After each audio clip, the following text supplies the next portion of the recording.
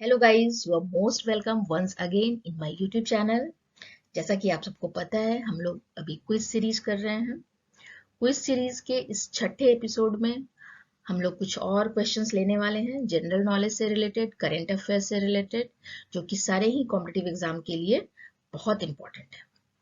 और हाँ, एंड तक इस क्विज को आप लोग देखिएगा, क्योंकि लास्ट में एक क्वेश्चन है हमेशा की तरह आपके लिए, और ये मैथमेटिकल क्वेश्चन है, एज से रिलेटेड क्वेश्चन है।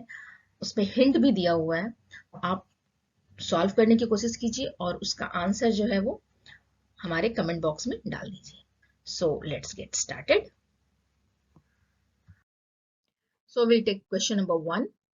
Frontier, the world's fastest super computer is developed in which country? तो वर्ल्ड का फास्टेस्ट सुपर कंप्यूटर, जिसको फ्रंटियर के नाम से जाना जाता है, किस कंट्री ने विकसित किया है? इसका आंसर क्या होगा? ऑप्शन से शायद आपको समझ में आ जाए। कौन सी कंट्री में कंप्यूटर के फील्ड में सबसे ज्यादा काम हुआ है? यस, दैट इज यूएसए, और इसका आंसर भी यूएसए ही है। थोड़ी और जानकारी लेते हैं इसके बारे में हम लोग। ये फ्रंटियर सुपर कंप्यूटर काम करना स्टार्ट किया 2022 से, एंड इसके कॉस्ट आए थे इस पे यूएस का $600 मिलियन। ऑपरेटिंग सिस्टम जो यूज होता है वो है HPE, एंड पर्पस क्या है इसका? Scientific research and development. Question number 2, ये एक मैथमेटिकल क्वेश्चन है। यहाँ पे सिंपल इंटरेस्ट का वैल्यू दिया हुआ है आपको पता करना है कंपाउंड इंटरेस्ट। तो आई थिंक कि आप लोगों ने स्कूल में ये इस टाइप के क्वेश्चन सॉल्व किए होंगे।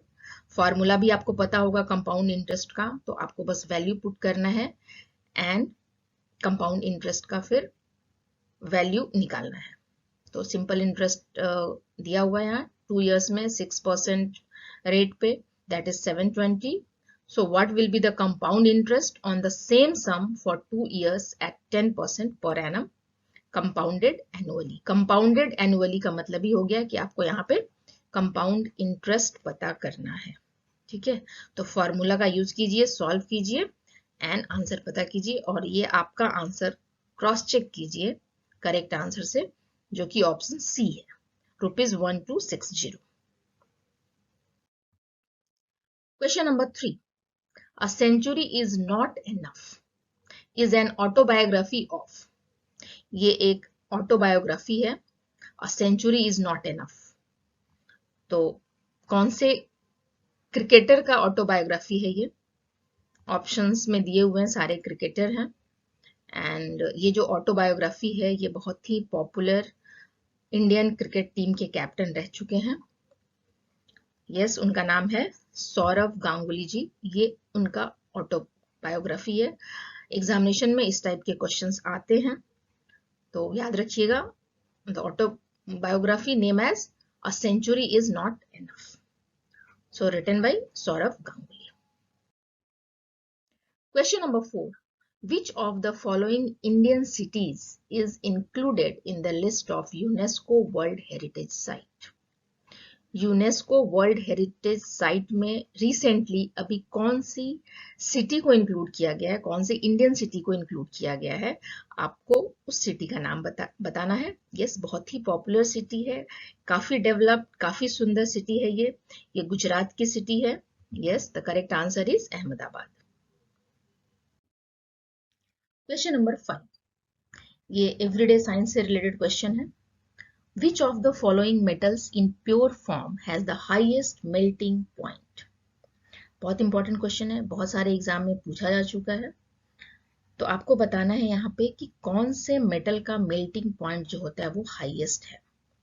यहाँ पे स्टूडेंट कंफ्यूज कर जाते हैं ऑप्शंस को देख के, क्योंकि यहाँ सारे ही मेटल्स जो दिए हुए हैं उनका मेल्टिंग पॉइंट काफी हाई है, बट आपको बताना है कि हाईएस्ट मेल्टिंग पॉइंट किसका है। Yes, the correct answer is tungsten. Tungsten का मेल्टिंग पॉइंट जो है वो हाईएस्ट है।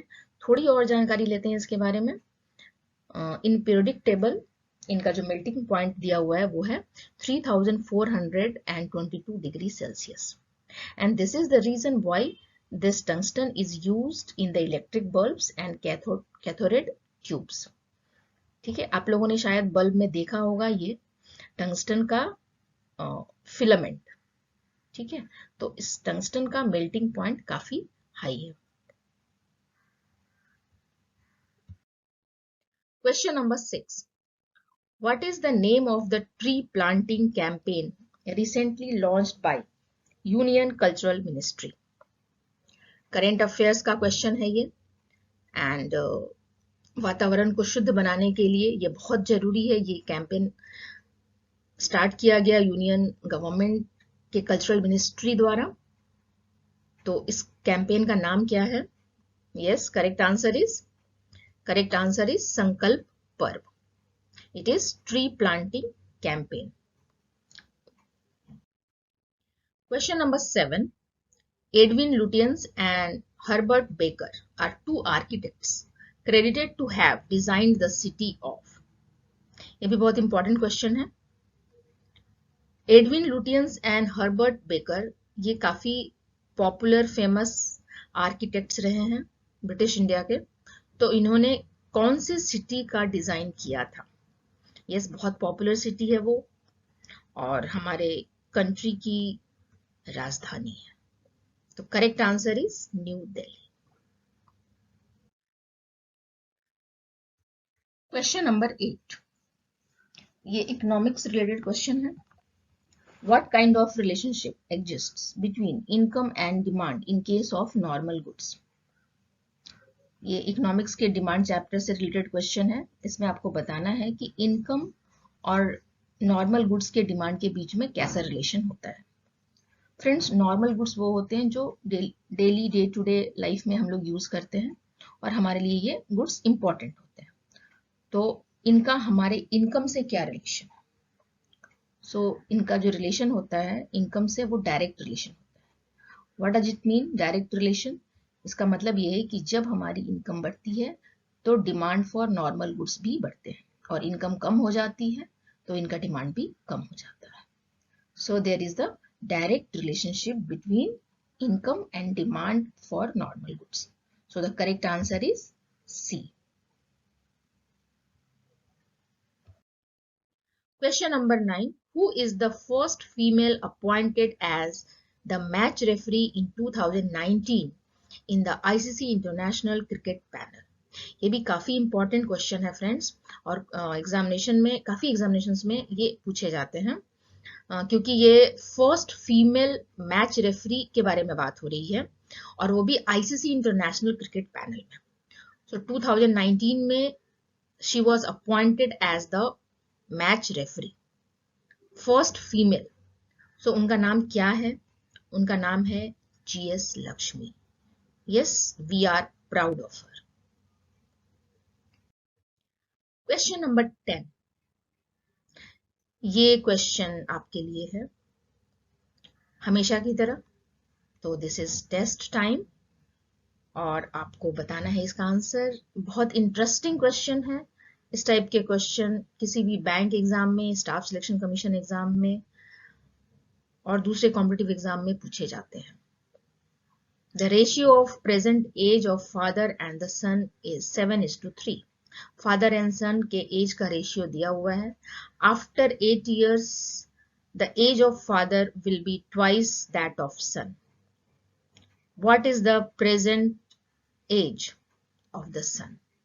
तो आप x मान के इस क्वेश्चन को सॉल्व कर सकते हैं, और आप इजीली सॉल्व कर सकते हैं।